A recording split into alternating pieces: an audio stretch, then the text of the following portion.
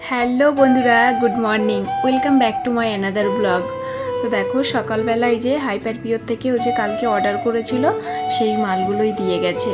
এখানে আছে, আর দেখো ডিমের ট্রেটা দিয়ে গেছে, যে সেই ডিমের ট্রেটা দেখো অর্ধেকটা পুরো ভেজা। আর এখন এই যে দেখো ডিম একটা পুরো খোলা দিয়েছে, মানে ডিম কিছুই নেই, একটা ডিম দেখো ফাটা ফাঙ্গালস হয়ে গেছে।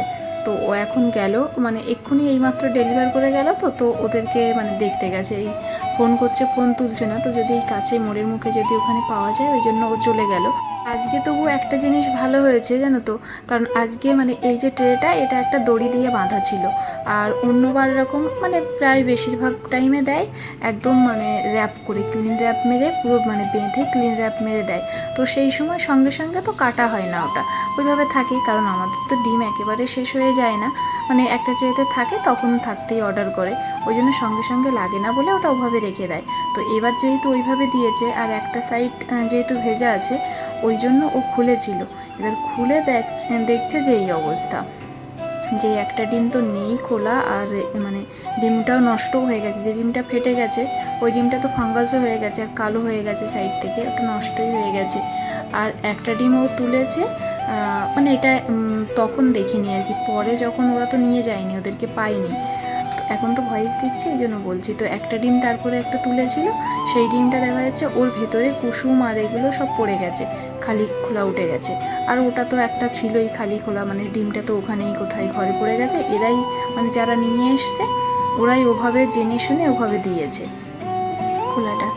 তো যাই হোক, এখন ফটো টটো তুলে রেখেছে, ওগুলো আবার ওদেরকে মানে মেল করবে করবে, তো আবার কী করে দেখা যাক এখন। আর এই যে দেখো, এখন আলু অর্ডার করেছিল, 10 কেজি আলু অর্ডার করেছিল, করে হাইপার পিওর থেকে। যখন আমাদের আলু অর্ডার করা হয় তখন ওই 5 কেজি 10 কেজি এরকম করা হয়। কারণ এমনি মানে দোকানের থেকে তো হাইপার পিওরে আলুর দামটা একটু কম থাকে। আলুগুলো যদিও সাইজগুলো তো তোমরা দেখতেই পাচ্ছ, খুব একটা বড় হয় না, ছোটো আর মাঝারি সাইজ মিলিয়ে, তো আমাদের কোনো অসুবিধা হয় না। যখন মাংস টাংস হয়, তো যদি বড়গুলো মানে না থাকে, তো কখনো কখনো কাছ থেকে আনা হয়, কখনো হয় না, এইভাবে চলে যায়। আর এর মধ্যে অনেক নষ্ট আলু থাকে, মানে যেগুলো ওই কাটা আলু বা এরকম, আর এইভাবে যদি মানে রেখে দিই তো তো পচে যাবে এর মধ্যে দেখবো। ওই জন্য সব কিছু আর কি কেটে কেটে সব একটা ঝুড়িতে রাখছি। আর এর মধ্যে যেগুলো ওই কাটা আলু আছে বা একটু শুকনো টাইপের আলু, ওইগুলো আলাদা করে নেব, নিয়ে ওগুলো আলাদা তাড়াতাড়ি রান্না করে নেব।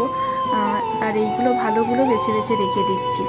আর ওই নিচে একটা প্লাস্টিক দিয়ে দিলাম, কারণ এর মধ্যে আলু নষ্ট হয়ে যাবে। আর আমাদের যেহেতু রান্নাঘরটা ছোট, তো জিনিসের উপরে জিনিস রাখতে হয়, ওই জন্য আর কি প্লাস্টিকটা দিয়ে দিলাম। কারণ এর মধ্যে তো আলু এর পরেও নষ্ট হবে, তো যাতে ওই নিচে অন্য কিছুতে না লেগে যায়, ওই জন্য মানে প্লাস্টিকটা দিয়ে দিলাম। আর নোংরাগুলো অন্য কিছুতে পড়বে না। সব থেকে ভালো হতো আলুগুলো যদি আমি কোনো একটা মানে মেঝেতে যদি বিছিয়ে রাখতে পারতাম তাহলে। কারণ আমাদের মানে বাড়িতে যেমন আলু চাষ হয়, তো তো আলুগুলো তো ওইভাবে মানে খাটের নিচ থেকে মেলে রাখে, তো অনেক দিন পর্যন্ত, মানে প্রায় কয়েক মাস ধরে তো খাওয়া হয়, তো ওভাবে থাকে। হ্যাঁ, ওর মধ্যে নষ্ট হয় কিন্তু অনেক দিন পরে, অনেক দিন থেকে যায় আলু। তো এখানে তো সেরকম জায়গা নেই, মানে দুটো খাটের নিচে ওরকম আমাদের জিনিস আছে, তো ফাঁকা জায়গা নেই আর কোথাও মেলার, তো ওই জন্য ঝুড়ি ভর্তি করে রাখছি। তো এভাবে রাখলে এর মধ্যে থেকে আবার নষ্ট হয়ে যাবে, কিন্তু আর কিছু করার নেই। আর এই যে গাজরগুলো দেখতে পাচ্ছ, গাজরগুলো যে অর্ডার করেছে, এগুলোর মধ্যেও না পচা আছে। তো এরপরে আর ভিডিও করা হয়নি, কারণ কিছু তো ফটো তুলছিল, তো আমার ফোন থেকেই তুলছিল আর ওর ফোনে ফোন করছিল, ওই জন্য আর কিছু ভিডিও করা হয়নি, ওটা আর দেখানো হয়নি। তো যাই হোক, এখন দেখো ওই যে বাজার করে চলে এসছে। বাজার বলতে ও ওদিকে গেছিলো, ওই যে দোকানের জন্য চিকেন নিয়ে এসছে আর খাসির মাংস নিয়ে এসছে। আর এই যে হাতে দেখছো দুটো লেবু নিয়ে এসছে। তো আমি আরও বলছিলাম যে গন্ধরাজ লেবু নিয়ে আসতে, তো বলছে গন্ধরাজ লেবু বলছে 10 টাকা পিস, আর এগুলো 5 টাকা পিস নিয়ে এসছে, তো ওই জন্য 2 পিস নিয়ে এসছে। আর আজকে খাসির মাংস নিয়ে এসছে এই কারণেই, কারণ আমাদের বাড়িতে আজকে কয়েকজনের নেমন্তন্ন করেছি। কারণ সেই যে স্টল দিয়েছিল না যাদবপুর ইউনিভার্সিটিতে, তো সেই সময় যারা হেল্প করেছিল, তো তখন ওদেরকে বলেছিলাম যে একদিন হবে। তো তারপরে তো মানে দোকান এদিকে শেষ হয়ে যাওয়ার পরে আবার আমাদের বাড়িতে চলে গেছিলাম। তো আমাদের বাড়িতে যাওয়ার পরে তো ভাইও থেকে গেছিলো, ভাই এবার অনেক দিন থেকেছে, তো ও আসছিল না বলে হচ্ছিল না, যেহেতু ওই সময়টাই ছিল।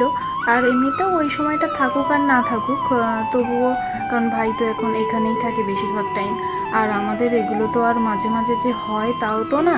সেই আমার বিয়ে হয়েছে এই প্রায় 1.5 বছর হয়ে গেল, তো এই ফার্স্ট টাইম নিয়ে আসলো, তাও আবার ওদেরকে নেমন্তন্ন করা হয়েছে তাই জন্য।